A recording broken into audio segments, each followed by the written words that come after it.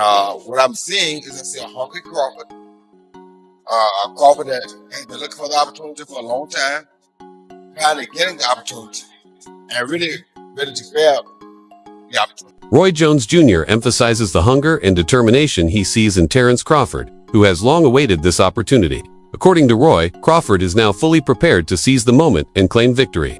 He praises Crawford for his exceptional skill, noting that it transcends physical attributes and sets him apart in the ring. Roy dismisses distractions like pushing, shoving, or weight differences, saying what truly matters is the skill level each fighter demonstrates inside and outside the ring. He believes the outcome of the fight will depend on technical ability, not size or pre-fight mind games, while acknowledging the talent of both fighters. Roy asserts that only one will rise to the occasion under pressure, and for him, that fighter is Crawford. He concludes that Crawford's superior skill makes weight a non-factor in this matchup. You know how to box.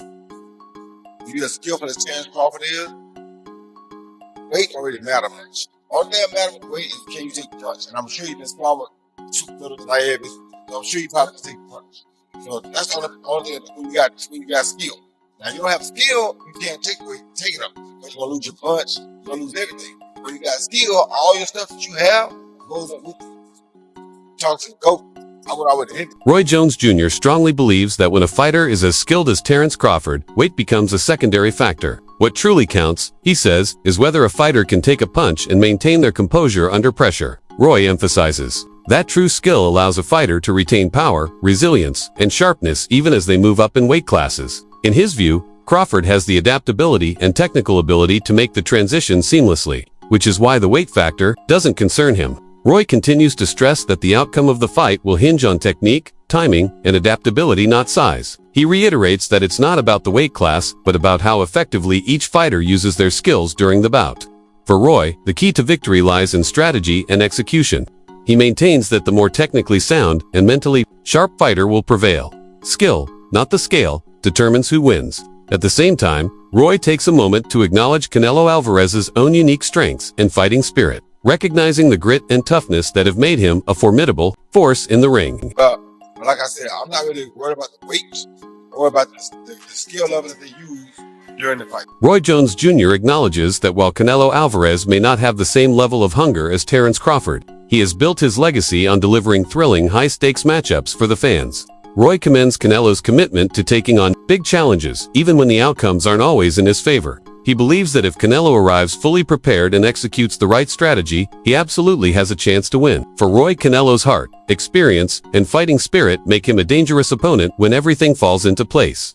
However, Roy also shares his thoughts on the risks Canelo faces if he fails to stick to his game plan or gets drawn into Crawford's rhythm. The fight could quickly slip away from him. No, I see a guy who not necessarily hungry, but loves to entertain, loves to give us the big fights.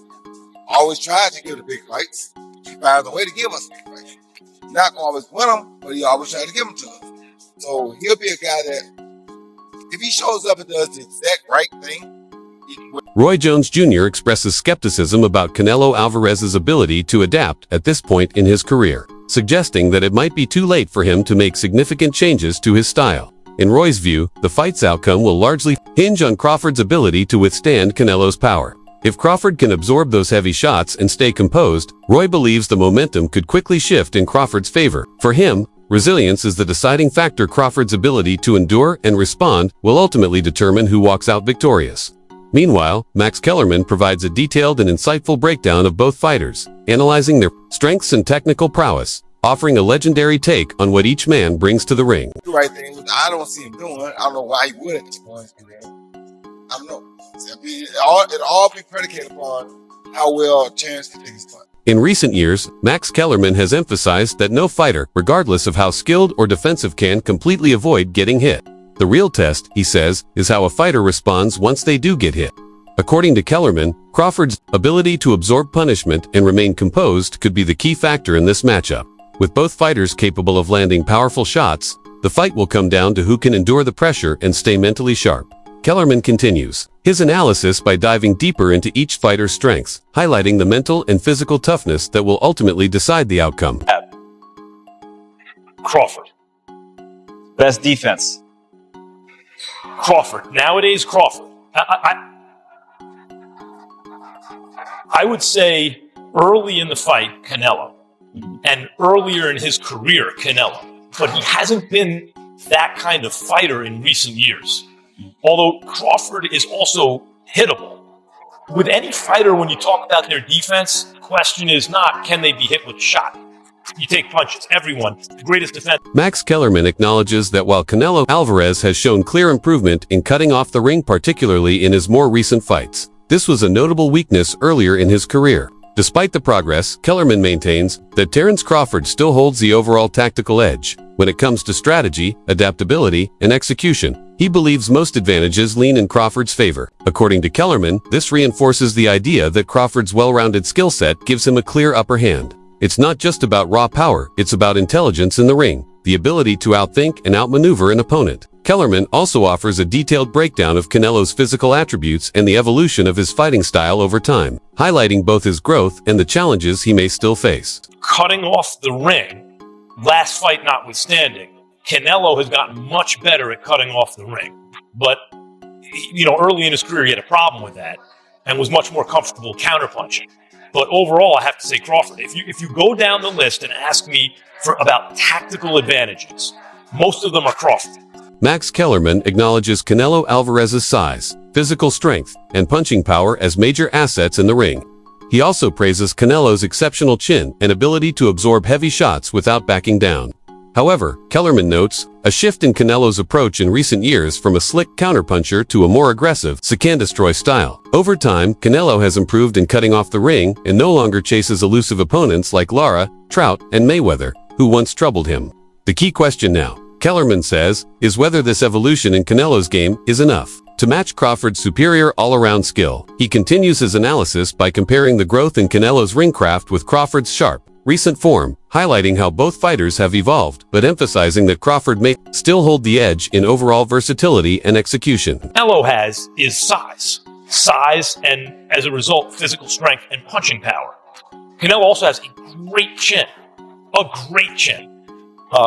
But in terms of, if you want to go skill for skill, especially the recent version of Canelo, who's had to turn into a seek and destroy guy, who had to learn as his career went on to cut off the ring and not just follow guys around.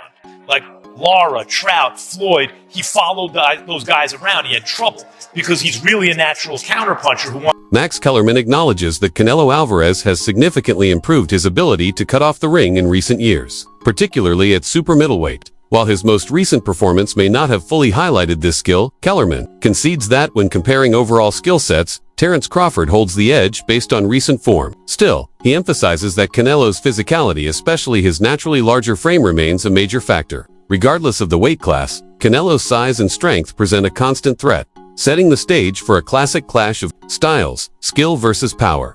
The central question becomes whether Crawford's precision and technical mastery can overcome Canelo's brute force. At the same time, Crawford's trainer, Bullmack, voices absolute confidence in his fighter, firmly believing that Crawford will emerge victorious in this highly anticipated showdown. In recent years at super middleweight, he's gotten really good at cutting off the ring. Again, last fight notwithstanding. So as an overall suite of skills, recent vintage, it's been Crawford. But Canelo also is skilled and has a larger skeleton than Crawford. No matter what they weigh, Canelo's the bigger guy. Bullmack expresses his excitement not just for the potential victory, but for the chance to once again showcase Terence Crawford's greatness on the world stage. He emphasizes that this fight is about more than winning, it's about proving why. Crawford is considered the best pound-for-pound fighter in the sport. For Bullmack, the goal is to let the world witness the exceptional skill, discipline, and talent that define Crawford as a true champion. He sees this bout as a moment to further cement Crawford's growing legacy. Addressing the pressure that comes with high-stakes fights, Bullmack makes it clear that it doesn't shake his fighter. Crawford thrives under pressure and is more than ready for the moment. Definitely confident that he's going to get the victory. Second of all, I'm just happy for him and the team.